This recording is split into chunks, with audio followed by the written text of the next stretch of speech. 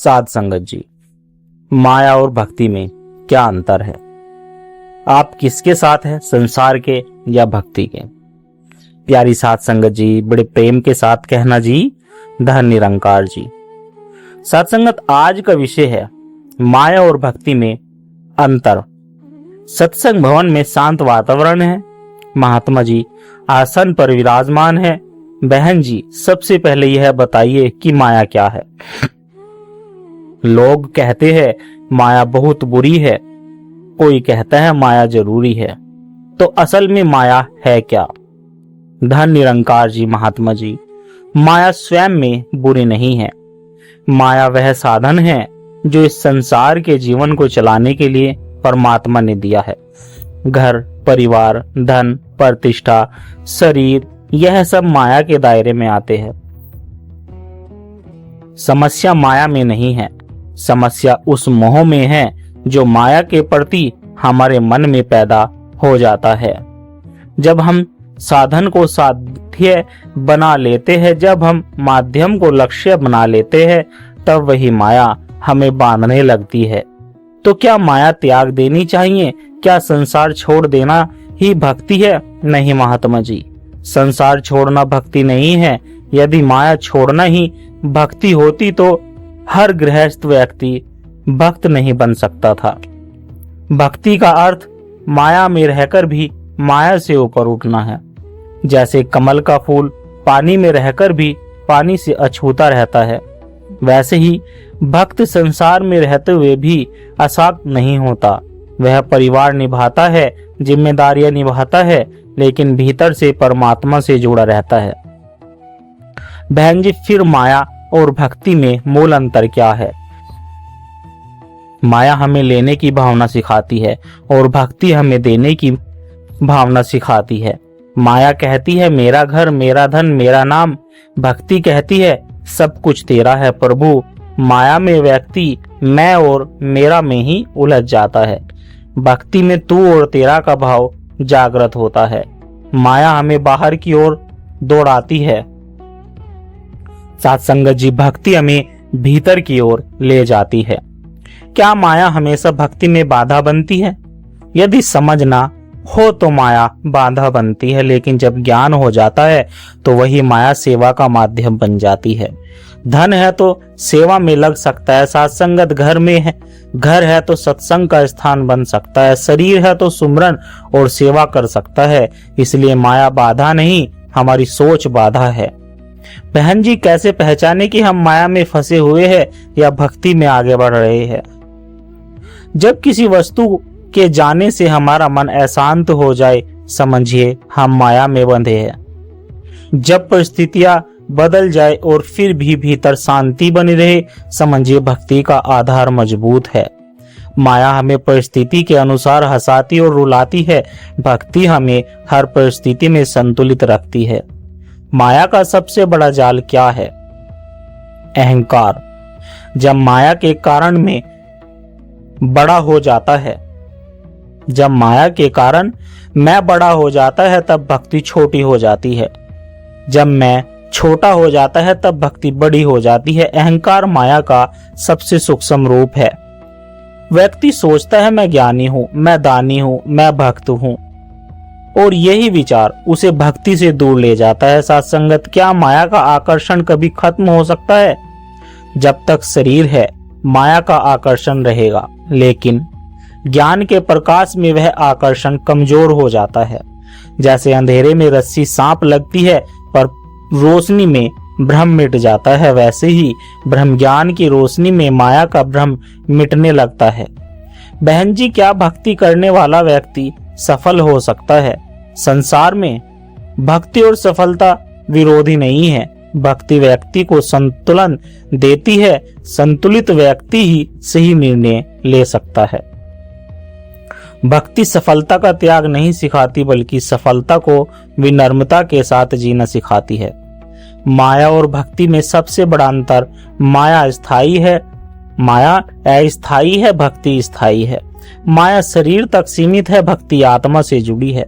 यदि कोई व्यक्ति बहुत भक्ति करता है लेकिन मन में लालच भी है, तो वह कहाँ खड़ा है, वह संघर्ष में है, वह दो नावों पर पैर रखे हुए है। जब तक मन पूर्ण समर्पण नहीं करता तब तक भक्ति अधूरी है। भक्ति का अर्थ केवल शब्दों में नाम जपना नहीं, बल्कि सत्संगत मन की वृत्ति बदलना है। क्या माया छोड़ने की कोशिश करनी चाहिए? माया छोड़ने की नहीं, माया से जुड़ाव की पकड़ ढीली करने की कोशिश करनी चाहिए, क्योंकि माया जीवन का हिस्सा है, लेकिन यदि उसे ही सब कुछ मान ले तो वही बंधन बन जाती है। प्यारी साथ संगत जी, आज का विषय केवल शब्दों का नहीं है, यह जीवन का विषय है। हम सब माया में जीते हैं, माया कमाते हैं, माया को संभालते हैं और फिर भी भीतर शांति की तलाश करते हैं। बहन जी, आप बताइए क्यों ऐसा होता है कि जितनी माया बढ़ती है उतनी शांति कम होती जाती है? धन निरंकार जी, महात्मा जी, माया का स्वभाव है बढ़ते जाना और मन का स्वभाव है और अधिक चाहना। जब मन को माया का स्वाद लग जाता है तो वही कभी संतुष्ट नहीं होता। जैसे समुद्र में कितनी भी नदियां मिल जाए, समुद्र नहीं कहता कि अब पर्याप्त है, वैसे ही मन की इच्छाएं भी कभी नहीं कहती कि अब बस है। इसलिए जितनी माया बढ़ती है, इच्छाएं उससे तेज गति से बढ़ती है, और जब इच्छा पूरी नहीं होती तो अशांति जन्म लेती है। बहन जी, क्या माया का मूल कारण केवल धन है या कुछ और भी है? माया केवल धन तक सीमित नहीं है, माया नाम की चाहत भी है, प्रसिद्धि की चाह भी है, मान सम्मान की अपेक्षा भी है। कभी कभी तो व्यक्ति सेवा भी करता है पर भीतर चाहता है कि उसका नाम लिया जाए। यह भी माया का ही सूक्ष्म रूप है। माया का असली रूप है स्वार्थ। जहां स्वार्थ है वहां माया का प्रभाव है। साथ संगत जी, आज हम सोचे, क्या हमने कभी अपने मन से पूछा कि हम जो कर रहे हैं वह भक्ति है या माया का विस्तार है? हम सुबह उठकर सुमिरन करते हैं, लेकिन क्या हमारा मन सच में प्रभु से जुड़ा है या हम केवल आदत निभा रहे हैं? माया का एक रूप आदत भी है। जब भक्ति आदत बन जाती है और भाव खत्म हो जाता है, तब वह भी केवल कर्म कांड रह जाती है। महात्मा जी, सच्ची भक्ति वह है जिसमें हृदय नर्म हो जाए। माया में व्यक्ति कठोर हो जाता है, वह अपनी बात मनवाना चाहता है। भक्ति में व्यक्ति सुनना सीखता है, झुकना सीखता है। माया कहती है मुझे पहचानो, भक्ति कहती है मुझे पहचानने वाला वही है जो हर कण में है। यदि कोई व्यक्ति बहुत धार्मिक है, मंदिर जाता है, पूजा पाठ करता है, परंतु घर में क्रोधी है, तो वह माया में है या भक्ति में है? महात्मा जी, भक्ति का प्रभाव व्यवहार में दिखाई देता है। यदि भक्ति केवल शब्दों तक सीमित है और व्यवहार में परिवर्तन नहीं आए तो समझिए माया अभी प्रबल है। सच्ची भक्ति मन को बदल देती है, क्रोध कम होता है, सहनशीलता बढ़ जाती है, दूसरों के लिए प्रेम जागता है। जहां परिवर्तन नहीं वहां भक्ति भी अभी अधूरी है। बहन जी, क्या माया कभी पूरी तरह समाप्त हो सकती है? माया समाप्त नहीं होती, पर उसका प्रभाव कम हो सकता है। जैसे सूर्य निकलने पर अंधकार भाग जाता है, वैसे ही ज्ञान का प्रकाश होने पर माया का प्रभाव घट जाता है। माया रहेगी, लेकिन वह हमें नियंत्रित नहीं करेगी, हम उसे साधन की तरह उपयोग करेंगे। आज हर व्यक्ति कहता है समय नहीं है भक्ति के लिए, पर माया के लिए समय है, मोबाइल के लिए समय है, व्यापार के लिए समय है, मित्रों के लिए समय है, पर सुमरन के लिए नहीं। इसका अर्थ क्या है? इसका अर्थ है कि प्राथमिकता माया को दी गई है, भक्ति को नहीं। महात्मा जी, भक्ति समय मांगती नहीं, भावना मांगती है। यदि मन जुड़ा हो तो काम करते हुए भी सुमरन हो सकता है, खाना बनाते हुए भी, गाड़ी चलाते हुए भी, व्यापार करते हुए भी मन में प्रभु का स्मरण रह सकता है। भक्ति का अर्थ संसार छोड़ना नहीं, बल्कि संसार के बीच प्रभु को याद रखना है। क्या माया का मोह कभी टूटता है? जब जीवन में कोई आघात आता है तब व्यक्ति समझता है कि माया स्थायी नहीं है। जब कोई अपना छूट जाता है, जब धन चला जाता है, तब एहसास होता है कि कुछ भी स्थायी नहीं।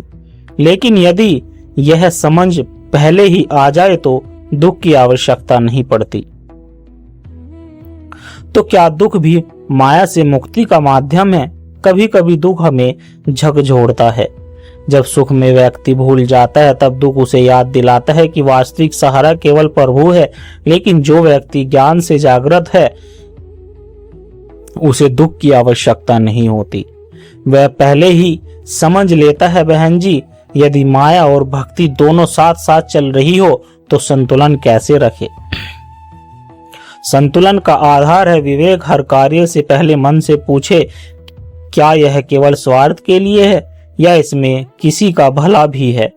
क्या मैं यह काम केवल नाम के लिए कर रहा हूं या सच में सेवा भावना है? यदि हर निर्णय में प्रभु को साक्षी मान लिया जाए तो संतुलन स्वतः आ जाएगा। साथ संगत जी, माया बुरी नहीं है, यह परीक्षा है, यह साधन है। लेकिन जब साधना साध्य बन जाए तब समस्या है। भक्ति वह है जो हमें भीतर से स्वतंत्र बनाती है। भक्ति हमें सिखाती है कि हम इस संसार में मेहमान हैं। मेहमान घर को सजाता है पर उससे चिपकता नहीं। भक्ति हमें यह स्मरण कराती है कि वास्तविक घर परमात्मा का धाम है। धन निरंकार जी। अंत में बस इतना ही, माया हमें बाहर से बड़ा बनाती है, भक्ति भीतर से बड़ा बनाती है। माया की चमक आंखों को भाती है, भक्ति का प्रकाश आत्मा को शांति देता है। यदि हमें चुनना हो तो हमें भीतर की शांति चुननी चाहिए। साथ संगत जी, बड़े प्यार के साथ कहना जी, धन निरंकार जी।